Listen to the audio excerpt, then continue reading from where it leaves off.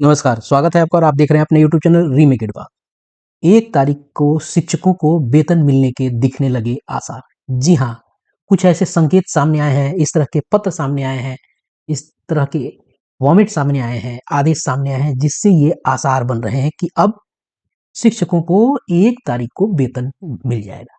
तो इस वीडियो के माध्यम से हम वो प्रपत्र, वो आदेश, वो एसओपी और वो अलग-अलग फॉर्मेट, अलग-अलग कोटि के लिए जो जारी किए गए हैं, उसको इस वीडियो के माध्यम से हम आपको बताने जा रहे हैं।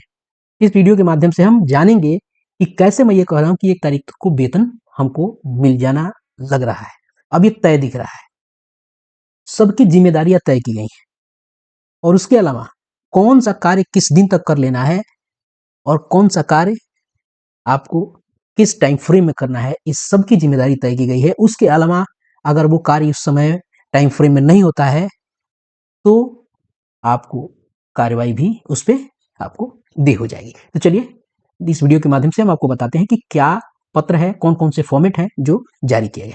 आपको ये मैं बता दूँ, ये 8/12/2025 को एक पत्र आपको निदेशक प्राथमिक शिक्षा के हवाले से आपको निकला था और ये पत्रांक था 4413 और ये सभी जिला शिक्षा पदाधिकारी को भेजा गया था, जिसमें जिला कार्यक्रम पदाधिकारी स्थापना और जिला कार्यक्रम पदाधिकारी समग्र शिक्षा भी थे। कहा गया था शिक्षा विभाग द्वारा तैयार मानक कार्यप्रणाली, आपने देखे भी होंगे ये एसओपी को, स्टैंडर्ड ऑपरेटिंग प्रोसीजर के अनुसार कक्षा 1 से लेकर 12 तक के विद्यालयों में कार्यरत सभी प्रकार के शिक्षकों के वेतन भुगतान के संबंध में। और एसओपी जो है, ये एसओपी क्या बता रहा है, स्टैंडर्ड ऑपरेटिंग प्रोसीजर आखिर है क्या, क्या कहा जा रहा है, जरा हम इसके मजमून को भी पढ़ लेते हैं तो आगे उस चीजों को हमें समझने में आसानी होगी। उपर्युक्त विषय के संबंध में निर्देशानुसार कहना है कि शिक्षा विभाग द्वारा कक्षा 1 से 12 तक के विद्यालयों में कार्यरत विभिन्न प्रकार के शिक्षकों के वेतन भुगतान हेतु मानक कार्य प्रणाली तैयार कर आपको उपलब्ध कराई जा रही है। ये किसको कराई जा रही है? डीओ को करवाई जा रही है, डीपीओ को करवाई जा रही है। अतएव निर्देश है कि शिक्षा विभाग द्वारा तैयार मानक जो कार्य प्रणाली है के अनुसार कक्षा 1 से 12 तक के विद्यालयों में कार्यरत सभी प्रकार के शिक्षकों के वेतन भुगतान की कार्रवाई करते हुए संबंधित प्रतिवेदन अविलंब उपलब्ध कराना सुनिश्चित करें। वेतन भुगतान का आपको ये एसओपी है। चलिए हम एक एसओपी देख लेते हैं, हमको पता चल जाएगा कि क्या है। पहले भी आपके जानकारी में होगा। इसमें बताया गया था नियमित अलग-अलग शिक्षकों की श्रेणी बनाई गई, जिसमें से नियमित शिक्षक की श्रेणी बनाई गई और बड़ी बात यह है कि इस नियमित श्रेणी में जो नियोजित से सक्षमता पास करके विशिष्ट बने हैं, उनको अब नियोजित नहीं माना जा रहा है, उनको अब नियमित माना जा रहा है। तो कौन-कौन से शिक्षकों के बारे में इसमें बात की गई है?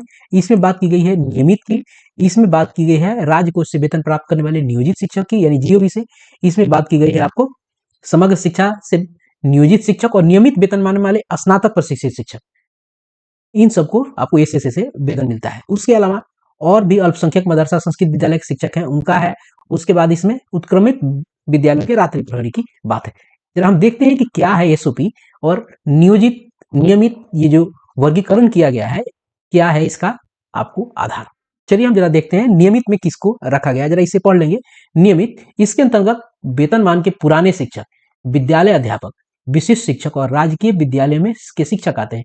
इन शिक्षकों के वेतन भुगतान हेतु राज्य मुख्यालय द्वारा अलॉटमेंट सीएफएमएस यानी कॉम्प्रिहेंसिव फाइनेंशियल मैनेजमेंट सिस्टम के माध्यम से संबंधित जिला शिक्षा पदाधिकारी को भेजा जाता है। ये देखिए प्रोसीजर है। ये किन किन शिक्षकों का, विशिष्ट शिक्षकों का, पुराने शिक्षक, विद्यालय अध्यापक इत्यादि का सीएफएमएस के माध्यम से डीओ को भेजा जाता है और जिला कार्यक्रम पदाधिकारी स्थापना एचआरएमएस के माध्यम से वेतन बिल तैयार करते हैं और ये बिल कोषागार में प्रस्तुत किया जाता है और कोषागार से स्वीकृति के पश्चात राशि शिक्षकों के व्यक्तिगत बैंक खातों में सीधे हस्तांतरित हो जाती है। कहानी कैसे चलती है? ये आपको सीएफएमएस के माध्यम से ये डीओ के पास भेजा जाता है और डीओ क्या करते हैं, अपने कार्यालय में आपको एचआरएमएस से वेतन बिल तैयार करते हैं। आपको सैलरी बिल तैयार होती है और सैलरी बिल कहाँ जाती है? सैलरी बिल आपको चली जाती है ट्रेजरी में चली जाती है और ट्रेजरी से ये टीचर्स के बैंक खाते में चली जाती है। ये प्रोसेस है। अब देखते हैं कि इसके लिए डेट कौन कौन सी निर्धारित की गई है, क्योंकि ये न्यूज भले थोड़ा सा पुराना है लेकिन ये जानना जरूरी है। आज इसके साथ कुछ और चीज अपडेट हुई है, वो मैं आपको बताऊंगा। अब देखिए कैसे काम करेगा ये प्रक्रिया। एक समझ लेंगे, हमें सारी चीजें समझ में आएगी। क्रम संख्या, प्रक्रिया, उत्तरदायी अधिकारी, तिथि सीमा, अभियुक्ति। जिला शिक्षा पदाधिकारी कार्यालय को अनुपस्थित शिक्षकों की सूचना का प्रेषण आपको कहा जाता है एब्सेंटी, निगेटिव एब्सेंटी भेजी जाती है। निगेटिव लिस्ट भेजी जाती है। क्या लिखा हुआ है यहाँ? जिला शिक्षा पदाधिकारी कार्यालय को अनुपस्थित शिक्षकों की सूचना का प्रेषण, यानी इसके निगेटिव, जो लोग अनुपस्थित हैं उनकी लिस्ट भेजी जाती है। उपस्थित तो पहले से वहां है। भेजना किसको है? प्रखंड शिक्षा पदाधिकारी को। यूं समझिए कि एब्सेंटी आपको भेजना है। 20 से लेकर 22 तारीख तक इसको भेज देना है डीओ कार्यालय। अब प्रखंड शिक्षा द्वारा सिर्फ अनुपस्थित शिक्षकों की सूचना जिला शिक्षा पदाधिकारी को उपलब्ध कराना होगा। सिर्फ आपको एब्सेंट यानी निगेटिव जाएगा। पहले पूरा पोथा जो जाता था वो नहीं जाएगा, सिर्फ निगेटिव जाएगा। अब देखिए दूसरा स्टेप है वेतन विपत्र तैयार करना। ये कहाँ होगा? इसके लिए जिम्मेदार पदाधिकारी कौन है? डीपीओ है। और प्रत्येक माह के 25 तारीख को ये आपको तैयार करा दिया जाएगा। ये पूरे बिहार में लागू हो रहा है, न कि सिर्फ किसी एक पर्टिकुलर जिले में। उसके बाद 25 को जब वेतन विपत्र तैयार हो जाएगा तो कोषागार में ये वेतन विपत्र आपको प्रस्तुत किया जाएगा। और इसकी जिम्मेदारी किसकी है? जिला कार्यक्रम पदाधिकारी की। प्रत्येक माह के 26 तारीख तक, ऐसा नहीं 26 तारीख के बाद।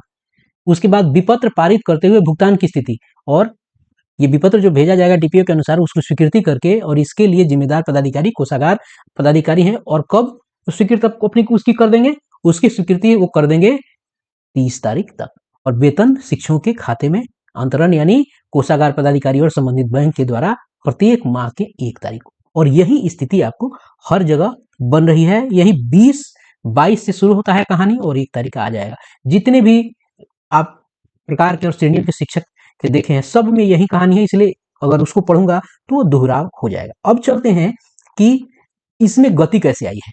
आज 15 तारीख है और ध्यान दीजिएगा, एक पत्र आज कार्यालय जिला शिक्षा पदाधिकारी पूर्वी चंपारण के यहाँ से निर्गत हुआ है और इसी पत्र को आगे फॉरवर्ड किया गया है 29-59-15-12-2025। इसमें लिखा हुआ है, बताया गया है, जरा इस प्रतिलिपि वाले पार्ट को पढ़ेंगे तो सभी प्रखंड शिक्षा पदाधिकारी पूर्वी चंपारण को सूचनार्थ और आवश्यक कार्यार्थ प्रेषित निर्देशित किया जाता है कि पत्रांक 44-13 जिसका हमने जिक्र किया 8-12 के द्वारा मानक कार्य प्रणाली के अनुसार ससमय संलग्न फॉर्मेट में शिक्षक के कोटिवार और वर्गवार अनुपस्थिति विवरणी समर्पित करना सुनिश्चित करें। यानी ये जो 44-13 वाला जो एसओपी है इसी के अनुसार आपको कर देना है। कब तक भेज देना है इनको? 20 से 22 तक इनको भेज देना है। जैसे क्या डेट है उस पर 20 से 22 डेट दे ही रहा है, उसी 20 से 22 के डेट में आपको भेज देना है। अब कौन से तरीके से भेजना है, कौन कौन सा फॉर्मेट है, चलिए हम उस फॉर्मेट को हम आपको बताते हैं। अलग अलग कोटि के अलग अलग फॉर्मेट है, चलिए उसको देखते हैं। ये है टीआरई 1 के लिए। अब देखिए ध्यान देखिए, आप अगर चाहें तो इसे बना सकते हैं, क्योंकि यदि आप हेडमास्टर और हेड टीचर हैं तो आप बना सकते हैं। उस पर लिख देना है office of district programme officer establishment district अपना लिख सकते हैं। एब्सेंटी सीट ऑफ मंथ यहाँ लिख सकते हैं, यहाँ एचएम के मोबाइल नंबर इत्यादि डाले जाएंगे। ब्लॉक नेम कौन से ब्लॉक का है, उसके बाद अब ध्यान रखिएगा अभी भी ये 50% पर ही कैलकुलेट होकर मांगा जा रहा है। स्कूल का नाम, एम्प्लॉय का नाम, प्रान नंबर। अब यहाँ कैटेगरी कौन सा है, 1 से 5 के हैं तो 1 से 5, 6 से 8 है, 9, 10। ध्यान रखिए टीआरई 1 की बात हो रही है। एचआर रेट कितना है? 4, 6, 8। अभी भी पुराना रेट पे ही मांगा जा रहा है। बेसिक पे आपको लिख देना है DA, HRA, MA, medical allowance. Total पे प्रान नंबर अपना डाल देना है, जीआईएस कितना है, अब उसके बाद टोटल। अब ये प्रान नहीं होना चाहिए, यहाँ होना चाहिए आपको एनपीएस होना चाहिए। ठीक है, ये डिडक्शन की बात है। यहाँ प्रान गलत टाइप है नेट पे, यानी इसको घटा के यहाँ लिखा जाएगा। टोटल ये सबको ये जोड़ देंगे और इस जोड़ में से ये घटाएंगे तो नेट पे आपका आ जाएगा। ये आपका हो गया टीआरई 1 के लिए। तो क्या टीआरई 2 के लिए भी कुछ अलग है? चलिए टीआरई 2 के लिए भी देख लेते हैं। अगर टीआरई 2 पे नजर डाले तो कोई विशेष बदलाव यहाँ दिख नहीं रहा है, एकदम सेम चीज है। टीआरई 2 के लिए भी कोई बदलाव नहीं है। टीआरई 3 के लिए क्या कोई बदलाव है? टीआरई 3 में भी देखें तो यहाँ भी कोई बदलाव आपको नहीं दिख रहा है। आप चाहेंगे तो मैं ये शेयर कर दूंगा अपने टेलीग्राम चैनल पे। उसके अलावा सक्षमता 1, ये हो गया विशिष्ट शिक्षक। क्या विशिष्ट शिक्षकों में भी कोई बदलाव है? एक बार देख लेते हैं।